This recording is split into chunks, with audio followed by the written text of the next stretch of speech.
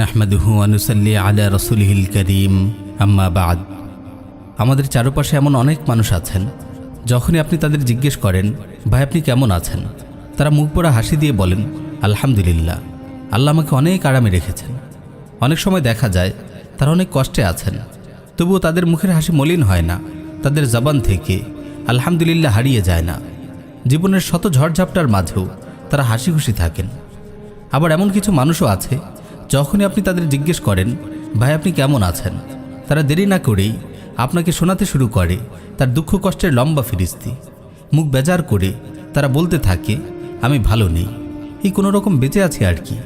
এদের মুখে আপনি কখনো হাসি দেখবেন না, সব সময় তাদের মুখে শোনা যায় অভাব আর অভিযোগ।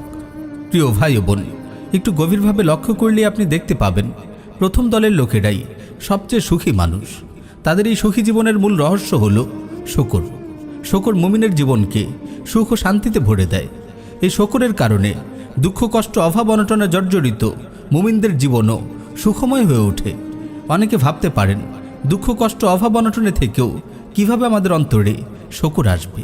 প্রিয় ভাই ও বোন, এটি অত্যন্ত গুরুত্বপূর্ণ একটি প্রশ্ন। মানুষ কখনো নিজের অবস্থার উপর সন্তুষ্ট থাকে না। মানুষের স্বভাবটাই এমন, কেউ গরিব বলে মন খারাপ করে, ধনীদের গাড়ি বাড়ি ও আরামায়েশ দেখে সে মনে কষ্ট পায় আমি কেন এত গরিব। কেউ মেধা ও প্রতিভা কম বলে হতাশায় ভোগে, মেধাবী ছাত্রদের দেখে সে দীর্ঘ নিঃশ্বাস ফেলে আমি কেন তাদের মতো প্রতিভাবান নই। কেউ রোগ যন্ত্রণায় জর্জরিত হয়ে হাহুতাশ করে আমি কেন সবার মতো সুস্থ নই। অনেক ভাই বোন আছেন যারা নিজেদের শারীরিক গঠন ও সৌন্দর্য নিয়ে মন খারাপ করেন আমি কেন অন্য সবার মতো দেখতে সুন্দর ও ফর্সা নই। এভাবে পৃথিবীর কোনো মানুষই পরিপূর্ণ নয়, সবার কোনো না কোনো ঘাটতি থাকে, আর সেই ঘাটতি নিয়েই সে মন খারাপ করে বসে থাকে। শুকরের অনুভূতি তার হৃদয়ে জাগে না।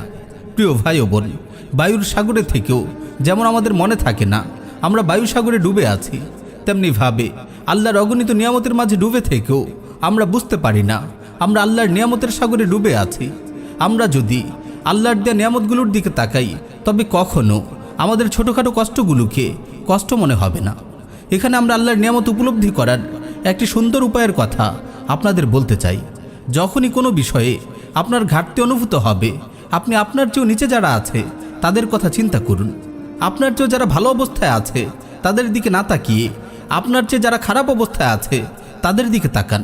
তখন আপনার হৃদয়ে শুকরের অনুভূতি আসবে। তাই হে অভাব অনটনে জর্জরিত ব্যক্তি, আপনার চেয়েও যারা বেশি অভাবে আছে তাদের দিকে তাকান। আপনার তো থাকার জন্য একটি ঘর আছে, কিন্তু অনেকের তো থাকার জন্য ঘরও নেই। অসংখ্য ছিন্নমূল মানুষ ফুটপাতে রাত কাটায়। আপনি তো 3 বেলা খেতে পারছেন, কিন্তু অনেকেই তো একবেলা খেয়ে একবেলা অনাহারে কাটাচ্ছে। একবার আশপাশের কোনো বস্তিতে গিয়ে একটু ঘুরে আসুন। অভাব অনটনের যাতনায় ক্লিষ্ট মানুষগুলোকে দেখলে আপনার হৃদয়ে শুকরের অনুভূতি সৃষ্টি হবে। আপনার মনে হবে আল্লাহ আমাকে কত সম্পদ দিয়েছেন, আলহামদুলিল্লাহ। হে রোগ যন্ত্রণায় কাতর ব্যক্তি, আপনি একবার হাসপাতাল থেকে ঘুরে আসুন। আপনার মন আল্লাহর প্রতি ভালোবাসায় ভরে যাবে। আপনার মনে হবে আল্লাহ আমাকে তো অনেক সুস্থ রেখেছেন। এভাবে আমরা যদি আমাদের চেয়ে যারা খারাপ অবস্থায় আছে তাদের দিকে তাকাই তবে আমরা আল্লাহর নিয়ামতকে উপলব্ধি করতে শিখব। ফুটপাতে শুয়ে থাকা মানুষগুলোকে দেখে আমাদের চোখে শুকরের অশ্রু ঝরবে। বিকলাঙ্গ ও হাত পাহারা লোকদের দেখে আমাদের হৃদয় শুকরে ভরে উঠবে।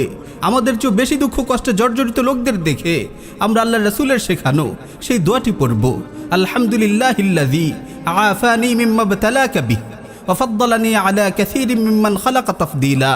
সকল প্রশংসা সেই আল্লাহ তাআলার, যিনি তোমাকে যে মুসিবত দিয়ে পরীক্ষা করছেন সেই মুসিবত থেকে আমাকে হেফাজত করেছেন এবং আমাকে তার অনেক সৃষ্টির উপর সম্মান দান করেছেন। প্রিয় ভাই ও বোন, এভাবে যদি আমরা ভাবতে পারি, হৃদয় আল্লাহর নিয়ামতের অনুভূতি জাগ্রত করতে পারি, তবে আমাদের জীবন সুখময় হয়ে উঠবে। আর শুকর করলে আল্লাহ তার নিয়ামতকে অনেক বাড়িয়ে দেবেন। আল্লাহ তাআলা বলেন, লা ইন শাকারতুম লা আযীদান্নাকুম ওয়া লা ইন কাফারতুম ইন্না আযাবী লাশাদীদ। তোমরা যদি শুকর করো তবে আমি তোমাদের আরও বাড়িয়ে দেব, আর যদি নাশুকরি করো আমার আযাব অনেক কঠিন। প্রিয় ভাই ও বোন, আজ থেকে বদলে ফেলুন নিজের মানসিকতা। আপনার জীবনে আল্লাহর নিয়ামতগুলোকে উপলব্ধি করুন, আপনার জীবনকে শুকরময় করে তুলুন। ইনশাআল্লাহ শত ঝড়ঝাপটায়ও আপনি বিচলিত হবেন না। আপনার মুখে সবসময় শুকরের হাসি থাকবে, শত মুসিবতও আপনার জবান থেকে আলহামদুলিল্লাহ হারিয়ে যাবে না। আল্লাহ তাআলা আমাদের সবাইকে শুকরময় সুখী জীবন দান করুন। আমিন ইয়া রাব্বাল আলামিন।